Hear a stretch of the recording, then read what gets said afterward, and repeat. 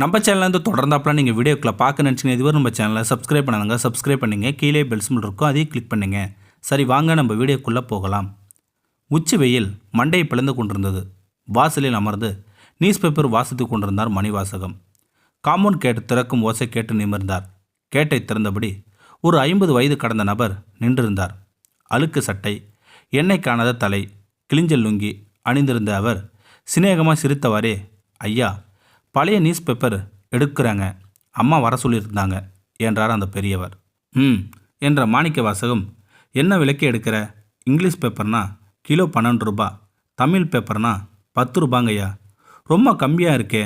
இல்லைங்க, போன மாதம் 10 ரூபா 8 ரூபா தான் எடுத்தோங்க. இப்போ 2 ரூபா கூடி இருக்குங்க.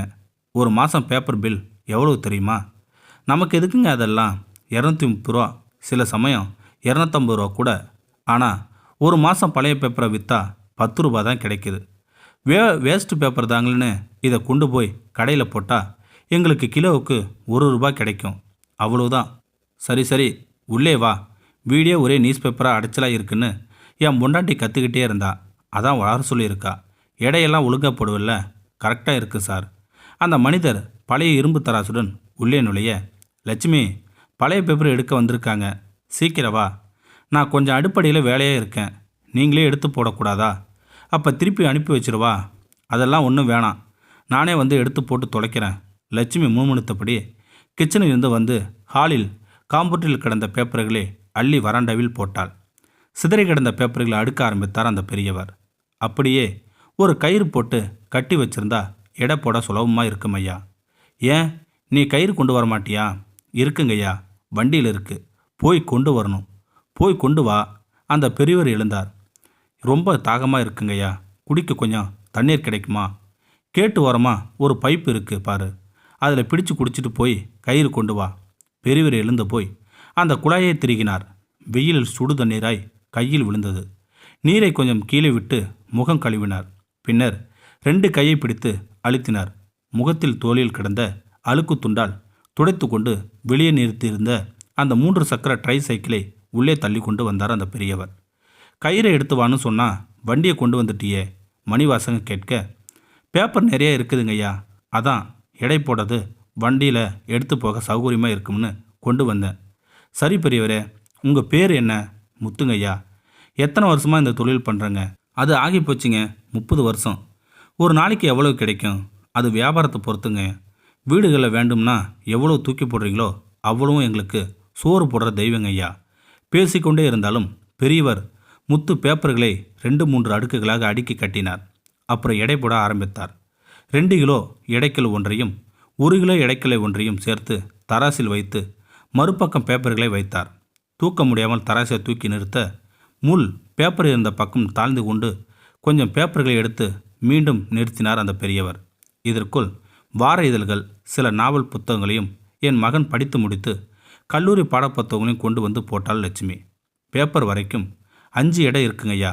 5 3 15 கிலோ. புக்கு எல்லாம் 8 கிலோ இருக்குது. மொத்தம் 23 கிலோ. பேப்பருக்கு 150 ரூபா, புக்குக்கு கிலோ 12 ரூபா. அப்போ 96 ரூபா. மொத்தம் 246 ரூபாங்கய்யா என்று சொன்னார் அந்த பெரியவர். ஐயா, ஏதாவது தக்காளி வெங்காயம் வேணுங்களா? வா, அழுகின தக்காளி யாருக்கு வேணும்? பணத்தை கொடுத்துட்டு பேப்பரை எடுத்துகிட்டு கிளம்பு. ஐயா, 50 ரூபா கம்மியாக இருக்குது, அதுக்கு ஏதாவது வெங்காயம் தக்காளி வாங்கிக்கிறீங்கய்யா? அதான் பார்த்தேன். இப்படி ஏதாவது சொல்லி அழுகின தக்காளியை தலையில் கட்ட பார்க்குறியா? இல்லை சார், இன்றைக்கி காலையில் மார்க்கெட்டில் எடுத்த புது தக்காளி, நீங்களே பொறுக்கி எடுத்துக்கோங்க. 2.5 கிலோ 50 ரூபா. மார்க்கெட்டில் தக்காளி கிலோ 15 ரூபா. அது நேற்று ரேட்டுங்கய்யா. இன்றைக்கி கிலோ 20 ரூபா தான். உங்களுக்காக வேணும்னா 3 கிலோ போடுறேன். யாருக்கு வேணும் உன் பிச்சை? ரூபா இருந்தால் கொடுத்துட்டு பேப்பரை எடுத்துக்கோ, இல்லைன்னா கிளம்பு. நாங்கள் வேறு ஆளுக்கு போடுறோம். போனீங்கய்யா, காலையிலே இருந்து வெயில சுற்றிட்டு வரேன். கடைக்கு இன்னும் 5 கிலோமீட்டர் போகணும்.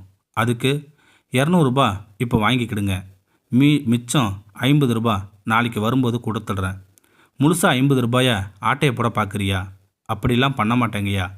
இந்த ஏரியாவில் தான் 30 வருஷமாக வியாபாரம் பண்ணிக்கிட்டு இருக்கேன். உங்கள் துட்டு எனக்கு வேண்டாமையா. ஏமாற்றி துண்ண உடம்புல ஒட்டாதுங்கய்யா. நாளைக்கு கண்டிப்பாக கொண்டு வந்து கொடுத்துறேங்கய்யா. அப்போ ஒன்று பண்ணு, ரூபாய்க்கு எவ்வளோ பேப்பரு அதை மட்டும் எடுத்துகிட்டு போ. நாளைக்கு வரும்போது மீதி பணம் கொடுத்துட்டு மிச்சத்தையும் எடுத்துகிட்டு போ கராராக சொன்னார் மணிவாசகம். இனி பேசி பிரயோஜனமில்லை என்று அவர் சொன்னபடி ரூபாயை கொடுத்துவிட்டு பேப்பர் 15 கிலோவையும் 4 கிலோ எடை புத்தகங்களையும் எடுத்துக்கொண்டு கிளம்பினார் முத்து. பாவங்க அந்த ஆள், இப்படி பச்சைதபாதமாக இல்லாமல் விரட்டுறீங்களே. அந்த 50 ரூபாய் அவன் ஏமாற்ற மாட்டான். அப்படியே ஏமாத்தினாலும் நாம் குறைஞ்சா போயிடுவோம்.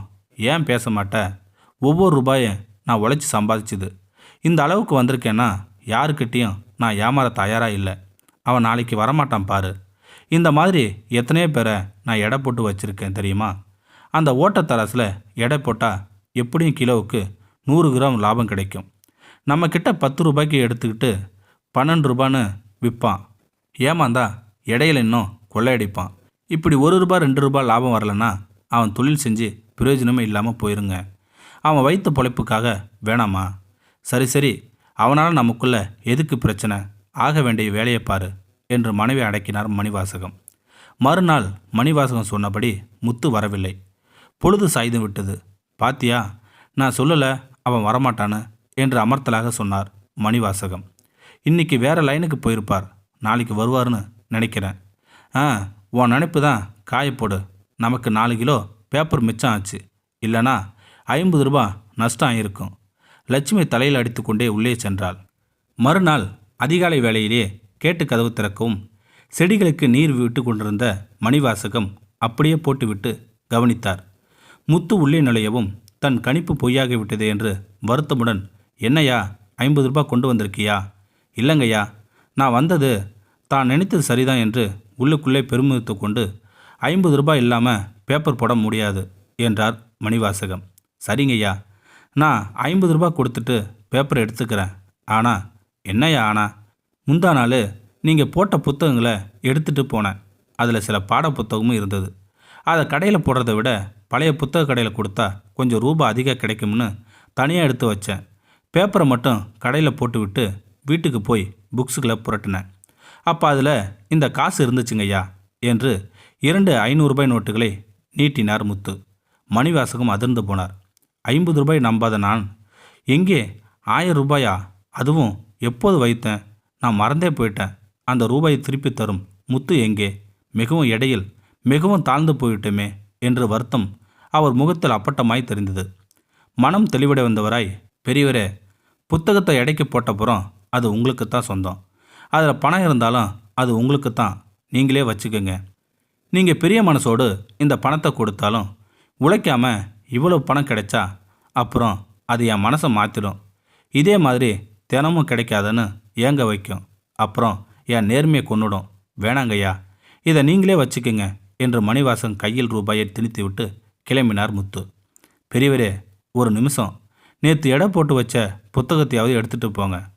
50 ரூபாய் கிடைச்சதும் கண்டிப்பாக வரேன் என்று சொல்லிவிட்டு அவர் நடக்க ஆரம்பித்தார். அப்படியே உறைந்து போய் நின்றார் மணிவாசகம். இந்த வீடியோ உங்களுக்கு பிடிச்சிருந்தா கமெண்ட் பாக்ஸில் கமெண்ட் பண்ணுங்கள். கூட உங்கள் ஃப்ரெண்ட்ஸுக்கு ஷேர் பண்ணுங்கள்.